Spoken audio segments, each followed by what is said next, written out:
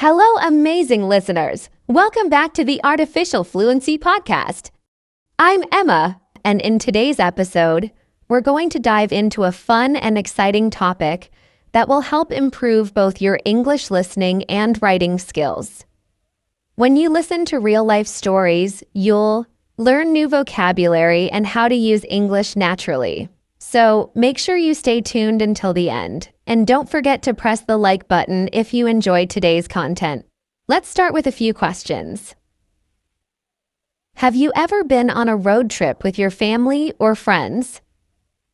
Or perhaps you've had a memorable experience traveling to a new city or country. What did you learn from that experience? And how did it change your perspective? Think about it for a moment. I'll share a story from my own experience to get you thinking. A few years ago, I went on a road trip with my husband, Mark. We drove through the countryside, stopping at small towns and meeting locals along the way. One day, we visited a charming village known for its old architecture. We spent the day exploring, and in the evening, we went to a small local restaurant. There we met a couple who were also traveling, and we started talking about our journeys. It was amazing how much we learned from each other's stories.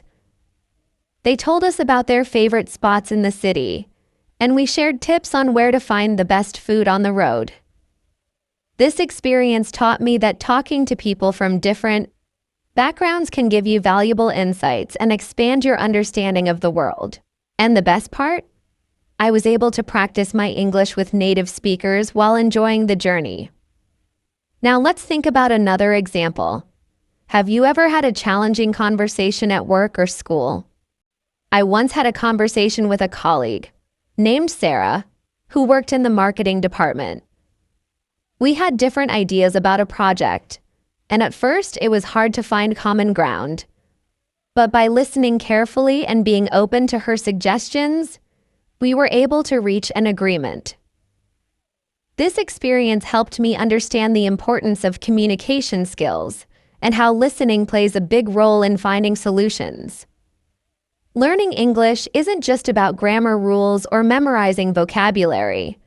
It's about understanding the stories and experiences of others and being able to communicate your own ideas clearly. Through real-life stories like these, you'll be able to improve your listening and writing skills naturally. So, I encourage you to think about your own experiences, whether it's traveling, working, or learning something new. What lessons have you learned? Share your thoughts with us in the comments below. Remember, here at the English Pod community, we upload videos every day to help you improve your English. Each episode is designed to make learning fun and easy, so you can practice anytime, anywhere. Stay tuned, and let's continue with more stories and practical English tips. Another interesting situation I want to share is about an important phone call I had a few months ago. Making phone calls in English can be challenging, especially when you have to explain something clearly or ask for important information.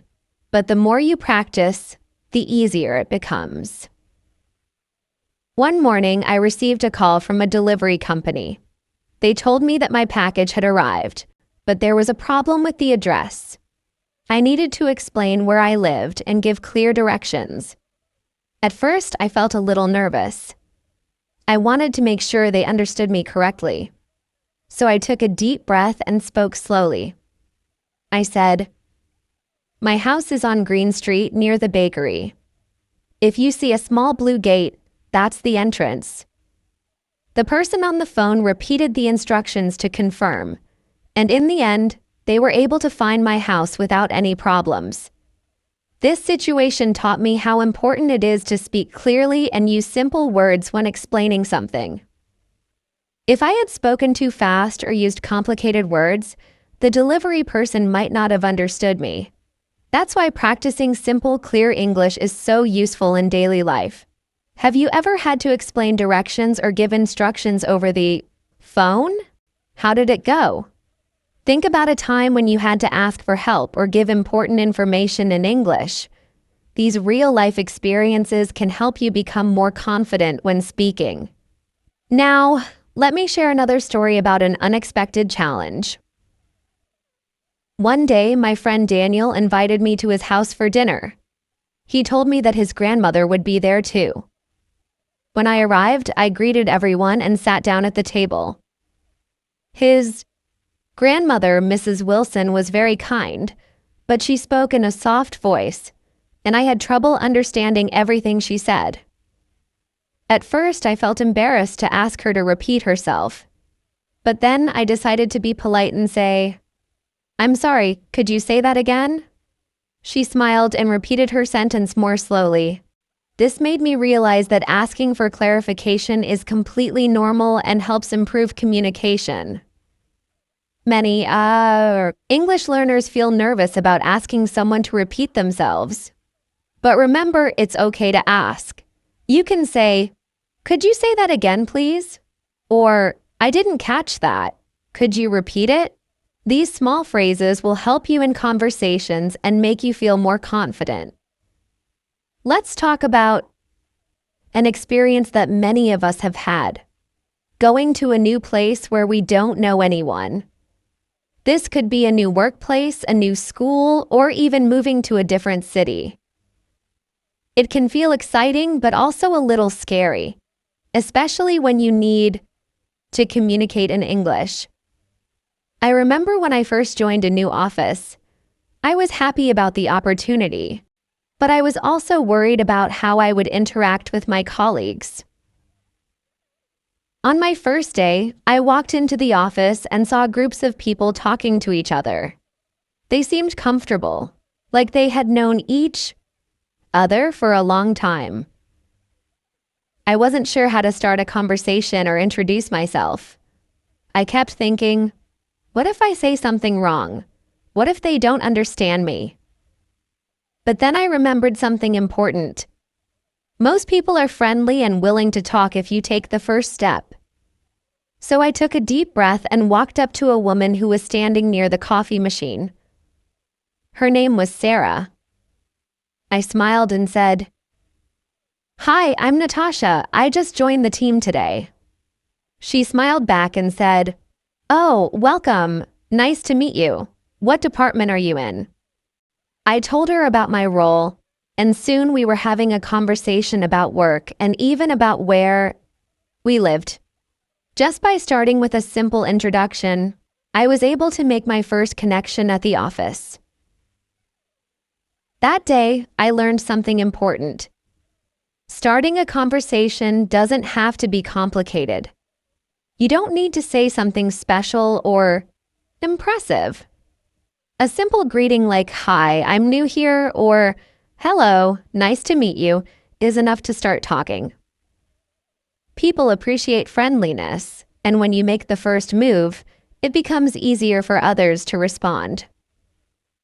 But I also had a challenge that day. Later in the afternoon, my manager, Mr. Roberts, asked me to join a meeting. The meeting was about a project, and people were talking fast. They used some words I didn't know, and I had trouble keeping up. I started to feel nervous because I didn't want to ask too many questions. But then I reminded myself that asking for clarification is part of learning. When one of my colleagues, David, mentioned a term I didn't understand, I waited for a pause and said, "Excuse me, could you explain what that means?" David smiled and explained it in a simple way. I realized that asking questions doesn't make you look weak. It actually shows that you are interested and engaged. After the meeting, I made a habit of writing down new words and phrases that I heard at work. Every evening, I would review them and try to use them in conversations the next day. Over time, my confidence grew, and I felt more comfortable speaking in meetings. This experience taught me two things. First, don't be afraid to start conversations. People are usually happy to talk to you if you show interest. And second, never be afraid to ask questions when you don't understand something. English is a skill that improves with practice, and the more you communicate, the better you get. Now let me share another story about a time I had to solve a problem in English. One evening, I was cooking dinner at home when I realized I was missing an important ingredient: flour. I needed it to make bread, and without it, I couldn't finish the meal. It was already late, so most shops were closed. But I remembered that there was a small grocery store a few blocks away. I quickly put on my coat and walked to the store. When I got there, I looked around but couldn't find the flour. I didn't want to leave without it, so I decided to ask for help. I saw an employee organizing shelves, so I walked up to him and said, "Excuse me, do you have any flour?" The employee looked at me and said, "Flour? Oh yes, it's in the baking section on the second shelf."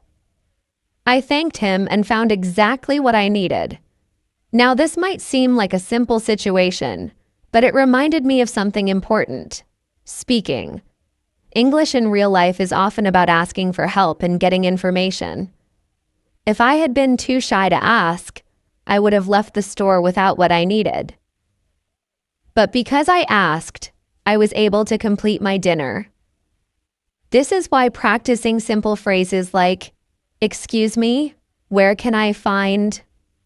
or "Do you have?" can be very useful in daily life. Whether you're shopping, traveling, or at work, being able to ask for help is an essential skill. Think about the last time you had to ask for help in English. Maybe you needed directions, information, or assistance with something. How did you feel? The more you practice these situations, the more confident you will become. A few years ago, I moved to a new city to start a job.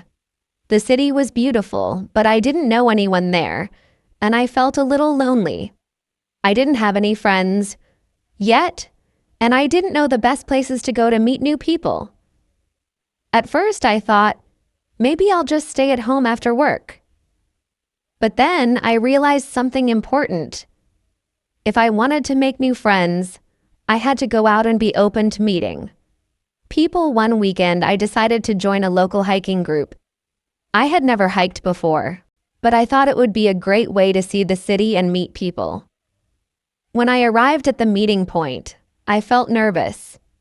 I didn't know anyone and I was unsure how to start a conversation. But I remembered that everyone there was probably feeling the same way. I took a deep breath and walked up to a woman who was standing alone. Her name was Emily. I smiled and said, "Hi, I'm Natasha. I'm new to the city, and I thought this would be a good way to explore." Emily smiled back and said, "Oh, welcome. I'm Emily. I've been living here for a few years now. Hiking is one of my favorite things to do." We started talking about the best hiking trails in the area, and by the end of the hike, we had become friends. We exchanged phone numbers and planned to meet again. I realized that making new friends doesn't have to be difficult. A simple greeting like, "Hi, I'm new here," can open the door to new friendships. This story also shows how important it is to be open and confident when speaking English. Even though I was nervous, I knew that if I didn't make the effort to talk to people, I would miss out on great opportunities. English isn't just for work or school, it's also for connecting with others and building relationships. When you find yourself in a new environment, whether it's a new workplace, school, or social setting, remember that starting a conversation can be simple. You don't need to be perfect at English. The most important thing is to try, even if you make mistakes. People appreciate effort, and most of the time, they will help you if they don't understand something. After I became friends with Emily, she introduced me to other people in the city. We went to cafes, parks, and other places where I could practice my English. At first, I was nervous about speaking, but over time, I became more comfortable. The more I spoke, the more I learned, and the more my confidence grew. I want to ask you, have you ever found yourself in a situation where you were nervous to speak English, but then realized that you could connect with others by simply saying hello?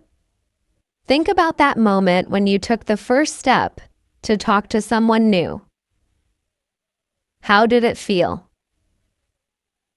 This experience taught me something valuable. It's not just about learning English for work or school. It's also about using English to connect with people, build friendships, and enjoy life in new ways. Every conversation you have is an opportunity to improve, so don't be afraid to talk to others. Let me share another experience that will help you think about how English can be used in everyday situations, especially when you need to solve a problem. Last year, I was at a local market shopping for groceries. I had a long list of items, and I was focused on getting everything I needed. However, when I got to the checkout, I realized that I had forgotten my wallet at home. I felt embarrassed, and I didn't know what to do. I looked around, and I saw a woman behind me in line who seemed to be in a hurry. I didn't want to delay her, but I had no choice. I turned to her and said, "Excuse me, I'm so sorry, but I left my wallet at home. Would you be able to help me pay for these items? I promise I'll pay you back." I was nervous, but I was polite and explained my situation. To my surprise, the woman smiled and said, "No problem. I'll pay for it and you can pay me back later." She gave me her phone number and we exchanged a few words while I finished my shopping. I couldn't believe how kind she was. This experience taught me something important about English. It's not just about knowing grammar or vocabulary. It's about using your language skills to navigate situations and solve problems. In this case, I needed to communicate politely and clearly to explain my situation. I could have just left the store and felt embarrassed, but instead I used English to find a solution and connect with someone. The next time you face a difficult situation or need help, don't be afraid to ask for assistance. English is a tool that can help you communicate and get through tough moments. Whether you're at a store, on the phone, or asking for directions, speaking English with confidence can make a huge difference in your daily life. Now think about times in your life when you've had to ask for help or explain a problem in English. How did you feel afterward? The more you practice using English in these real-world situations, the more confident you will become. And remember, it's okay to make mistakes. Everyone makes mistakes, and they're a natural part of learning. What's important is that you keep going and keep practicing. You'll be surprised at how much you can accomplish when you stay confident and keep speaking English. Let's explore another situation that many people experience: ordering food at a restaurant.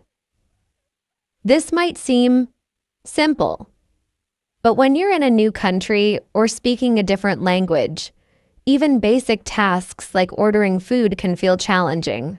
I want to share a personal experience that helped me improve my confidence in speaking English, and I hope it will give you useful ideas on how to handle similar situations. A few years ago, I traveled to a new city for work. It was my first time visiting that place, and after a long day, I was tired and hungry. I walked around the streets looking for a good place to eat.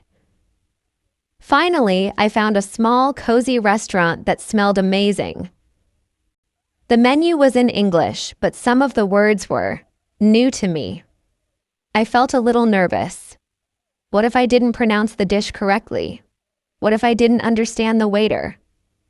But then I reminded myself of something important. Communication is not about being perfect. It's about making an effort. So I took a deep breath, walked in, and found a table.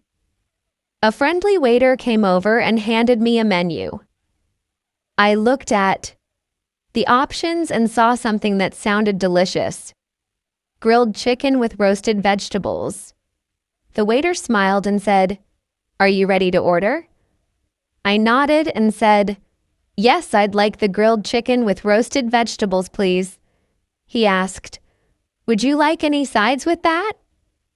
At first, I wasn't sure what to say, but then I saw that the menu listed rice and potatoes as options, so I asked, "What do you recommend?" The waiter said, "I think the roasted potatoes are really good." So I smiled and said, "Okay, I'll have the roasted potatoes with it." After placing my order, I felt proud of myself. Even though I was in a new place, I had managed to communicate confidently. But the story doesn't end here. A few minutes later, I realized I wanted to ask for some water. I saw the waiter walking by, but I wasn't sure how to get his attention politely. Should I wave? Should I call him loudly? I didn't want to be rude. So I waited until he came closer and then made eye contact. I smiled and said, "Excuse me, could I have some water, please?" He nodded and quickly brought me a glass of water. That small moment taught me something valuable. Being polite and using simple, clear English can help you communicate effectively. Later that evening, I faced another challenge. When my food arrived, it looked delicious, but I wanted to ask for some extra sauce. Again, I felt a little nervous about how to ask, but instead of overthinking, I simply said, "Excuse me, could I get some extra sauce, please?" The waiter smiled and said, "Of course, I'll bring it right away." That night, I learned that ordering food in English doesn't have to be stressful. The key is to use polite and clear phrases like, "I'd like," when ordering food. "Could you recommend something?" When asking for suggestions, "Excuse me, could I have?" When asking for something politely. After that experience, I felt much more confident whenever I went to restaurants. I practiced these phrases again and again, and soon they became natural to me. Now let me share another situation that happened a few months later. I was at a cafe with my friend Daniel. We were enjoying some tea and talking about our day, when suddenly he spilled his drink on the table. It was an accident, but we needed help to clean it up. I looked around for a waiter, and when one walked by, I said, "Excuse me, we had a small spill here. Could we get some napkins, please?" The waiter smiled and said, "No problem. I'll bring some right away." This moment reminded me of something important. When you're in a public place like a restaurant or cafe, you might need to ask for things or handle unexpected situations. Learning polite requests can make these moments easier. Some useful phrases are, "Could I get some napkins, please?" "Could you bring the check, please?" "Do you have a menu in English?" If you practice these simple phrases, you'll feel much more confident the next time you eat out. But what if you have a problem with your order? What if you receive the wrong food? This actually happened to me once. I had ordered a vegetable soup, but when the waiter brought my food, I saw that it was a seafood soup instead. I don't eat seafood, so I needed to ask for a correction. At first, I felt nervous. I didn't want to sound rude, but I also wanted to make sure I got the right meal. So I took a deep breath and said, "Excuse me, I think there's been a mistake. I ordered the vegetable soup, but this is seafood soup." The waiter looked at the order slip and quickly said, "Oh, I'm so sorry about that. I'll bring you the correct dish right away." This experience taught me that it's okay to speak up if something isn't right. You don't need to stay silent just because you feel shy or nervous. As long as you are polite, people will appreciate your communication. So, if you ever receive the wrong order or need something different, you can say, "Excuse me, I think there's been a mistake. I ordered. I'm sorry, but I can't eat this. Could I get something else? This isn't what I ordered. Could you check it for me?" These small but important phrases can help you feel more comfortable when eating out. Now let me ask you, have you ever been in a situation where you had to order food in English? How did it go? Did you feel nervous or did it go smoothly? The more you practice these real-life situations, the easier they become. And remember, making mistakes is part of learning. The important thing is to keep trying and improving every day. Now let's continue with more practical English practice. I took out my phone and tried to use an online map, but my internet connection was slow. I looked around and saw many streets and buildings, but I had no idea which way to go. At that moment, I knew I had to ask someone for help. I saw an elderly man sitting on a bench, reading a newspaper. I walked up to him and said, "Excuse me, sir, could you help me? I'm trying to find the Central Market." The man smiled and said, "Ah, the Central Market. Yes, it's a little tricky to find. You need to walk straight down this street, then turn left at the second traffic light. After that, walk for about 5 minutes and you'll see the market on your right." Let's go even deeper into real-life situations where you need to use English. One of the most common and important situations is asking for directions. Imagine you are in a new city and you need to find your hotel, a restaurant, or a store. You have a map, but you are still confused. What do? You ask someone for help. But how do you do that in English? Let me share a story that will help you understand how to ask for directions in a polite and natural way. Getting lost in a new city. A few years ago, I traveled to another country for a conference. I was excited, but also a little nervous because it was my first time visiting this place. After arriving at the airport, I took a taxi to my hotel, checked in, and then decided to go for a walk. I wanted to find a famous local market that I had read about online. The market was known for its fresh fruits, handmade crafts, and delicious food. I thought it would be easy to find, but after walking for about 20 minutes, I took out my phone and tried to use an online map, but my internet connection was slow. I looked around and saw many streets and buildings, but I had no idea which way to go. At that moment, I knew I had to ask someone for help. I saw an elderly man sitting on a bench reading a newspaper. I walked up to him and said, "Excuse me, sir, could you help me? I'm trying to find the Central Market." The man smiled and said, "Ah, the Central Market. Yes, it's a little tricky to find. You need to walk straight down this street, then turn left at the second traffic light. After that, walk for about 5 minutes and you'll see the market on your right."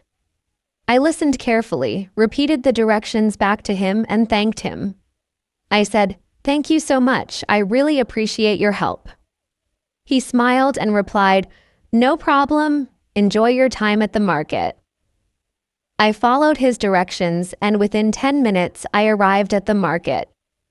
I was so happy because I had successfully communicated in English, asked for help, and reached my destination.